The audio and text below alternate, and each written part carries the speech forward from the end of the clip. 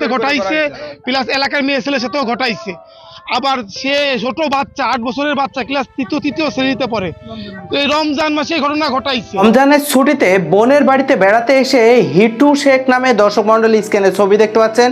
মানুষরূপী অমানুষ সেখানে সেই বোনের শ্বশুর কর্তৃক 8 বছরের একটি বাচ্চা মেয়ে আসিয়া ধর্ষণ।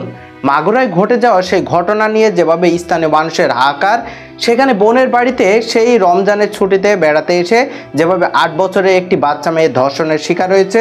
ভিডিও ক্লিপটি দেখতে থাকুন। কতটা সচেতন হওয়া প্রয়োজন, যেখানে 8 বছরের একটি বাচ্চা মেয়ে অনিরাপদ। ভিডিওটি দেখলে আপনার চোখ দিয়ে পানি চলে আসবে। চলুন সরাসরি মূল ভিডিওতে চলে যাই। আসসালামু আলাইকুম, আসলে নতুন একটি ভিডিওতে স্বাগতম। আমি আসলে নোমান। আপনি যদি আমার চ্যানেলে নতুন হয় তখন অবশ্যই চ্যানেলটি সাবস্ক্রাইব করে পাশে থাকা নোটিফিকেশন বেল আইকনটা অন করে দেবেন। ইতিপূর্বে চ্যানেলটি সাবস্ক্রাইব করে থাকলে আপনাদেরকে অসংখ্য ধন্যবাদ। দর্শক মণ্ডলী, যেখানে মানুষ অমানুষে রূপান্তরিত হয়েছে। মাগুরায় 8 বছরের একটি বাচ্চা মেয়ে যে নাকি নিজের বোনের বাড়িতে ঘুরতে গিয়ে যেভাবে তার সেই শ্বশুর কর্তৃক মানুষরূপী অমানুষ, দর্শক মন্ডলী স্ক্রিনে ছবি দেখতে পাচ্ছেন, এই অমানুষ যে নাকি ছোট 8 বছরের বাচ্চা মেয়ে আসিয়াকে ধর্ষণ করে।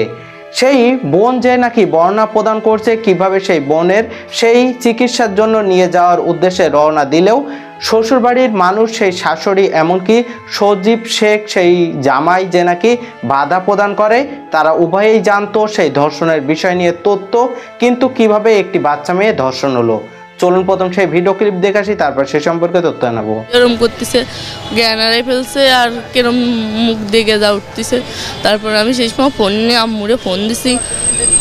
সবাই কইছে, আমার শাশুড়ি তারপরে সবাই কর পরে নিয়ে গেছে হসপিটালে। নেওয়ার পরে আম্মুরা যেই গেছে, আমার আম্মুরা সেই সময় আমার শাশুড়ি দেহেই পলাইছে। আর বাড়িতে আমার শ্বশুর ছিল, আমার দেবর ছিল, আমার হাজব্যান্ড ছিল, ওনারা 3 জনই পুলিশ গেছে আর পলাইছে। মানে বেশি যে সময় লোক হয়ে গেছে সেই সময় পলাইছে। আর আমার সাথেও এরকম এর আগে একবার হয়েছে। তা আমি বাড়িতে জানাইছি, আম্মুরা মনে করেন বিশ্বাস করেছে আমার আম্মুরা, কিন্তু মান সম্মানের ভয়তে আমার আবার বুঝিয়ে পড়ে দিয়ে পাঠাইছে। আর ফোনে কইছি, অনেকেও বিশ্বাস করিনি। আমার হাজব্যান্ডে কলেই আমি যদি কই যে আব্বু আমার সাথে এরকম করে, তাহলে আমার ধরে খালি মারে, কয় কি তোরে মার মানে আমার বোন যদি সেদিন আমার সাথে না থাকতো, মনে করেন সেদিন আমার সাথে ওরকম কিছু হতো।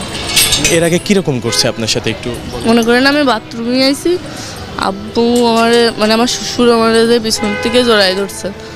মানে কিছু করতে চাইছিল, কিন্তু মনে করেন সেই সময় বেশি রাত না, রাস্তায় লোক যাচ্ছিল, এর জন্য কিছু করিনি।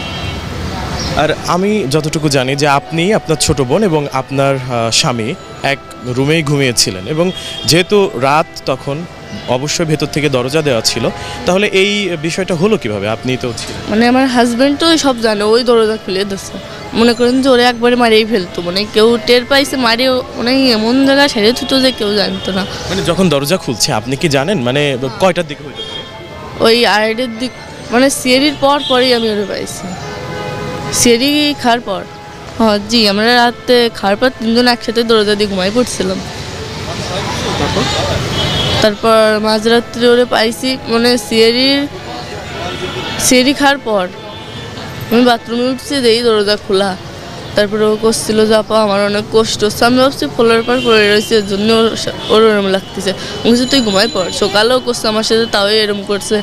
ভাই দরজা খুলে দিচ্ছে, কিন্তু ভাই ওসে কিছু কই নেই, মানে কথা পারতেছে না, অনেক কষ্ট হচ্ছে। আমি বুঝতেছি, আমি যে মা আগের কাছে ফোন দেবো, ফোন কেউ কিছু দিতে দিই নেই।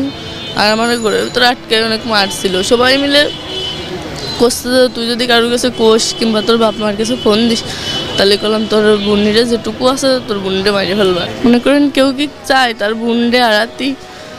1000 কষ্টের ভিতরেও কেউ চায় না যে তার নিজের বোনরে হারাতি। সে তোমার নিজের বোন, তাহলে ওর সাথে বেশি কষ্ট। মনে করেন যে আমার বাড়িতে আমি জানিও কিছু করতে পারিনি। কি চান আসলে? আপনার স্বামী এবং আপনার শ্বশুরকে তো পুলিশ আটক করেছে, কি চান আসলে আপনি? কি মনে করেন এর আগেও আমার শ্বশুর এরম করছে, মানে গ্রামের অনেক মেয়ের সাথে এরম করছে, গ্রামের লোকজন সব কইছে। আর আমার হাজব্যান্ড আর আমার দেবর এর আগেও 2টে বিয়ে করছিল, মানে 2টের মেয়ের নিয়ে পালায় আসছিল, 2টে বই চলে গেছে। কিন্তু 2টে একসাথে যাওয়ার কারণ কি? এরম কিছু খারাপ নালি তো আর একজন যায় না। এখন কি চান আসলে? মনে করেন যে উনি যে আচরণ করছে, মানে ও তো একদমই ছোট, ওর এখন বাঁচার কোনো সম্ভাবনা নাই। ডাক্তার বলছে ও বাঁচতেও পারে, মরেও যেতে পারে, মানে বাঁচার কোনো সম্ভাবনা নেই। তাকে তো ফাঁসি হওয়া উচিত। ফাঁসি হলেই যাতে পরবর্তীতে কেউ যেন এরকম না করতে পারে, করতে গেলেও তাকে যেন একটু ভয় করে। আপনি আপনার স্বামী এবং আপনার শ্বশুর দুজনকেই মানে একদম সর্বোচ্চ শাস্তি চাচ্ছেন? আর আমার শাশুড়িও তো সব কিছু জানে, কিন্তু জানেও সে তো মানে মহিলা মানুষ, সে তো বুঝতেই পারতো কষ্টটা, কিন্তু সেও তাকে সাথেই এই করছে, সহযোগিতা করছে তাকে। মনে করেন ওরা তো মারিয়ে ফেলতো, কেউ জানতেও পারতো না যে কেরম কে, তো মানে কেউ টের পাইছে।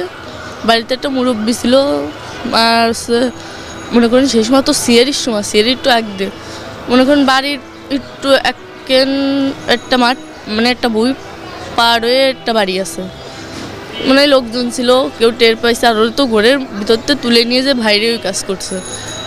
অর্থাৎ ঘরের দরজা খুলে দিছে আপনার স্বামী, তারপর আপনার বোনকে তুলে নিয়ে গিয়েছিল, তুলে নিয়ে গিয়ে বাইরে এরকম এই অপকর্মটা করেছে, তাই তো? জি, ঘরের ভিতরে আমি মানে কিছু তো একটু শুনতে পারতাম, যাই হোক ঘুমাইছিলাম, যাই হোক একটু শব্দ তো ওর অনেক কষ্ট হয়েছে, আর গলায় যে অবস্থা হয়েছে ওর বাঁচার কোনো সম্ভাবনা নেই।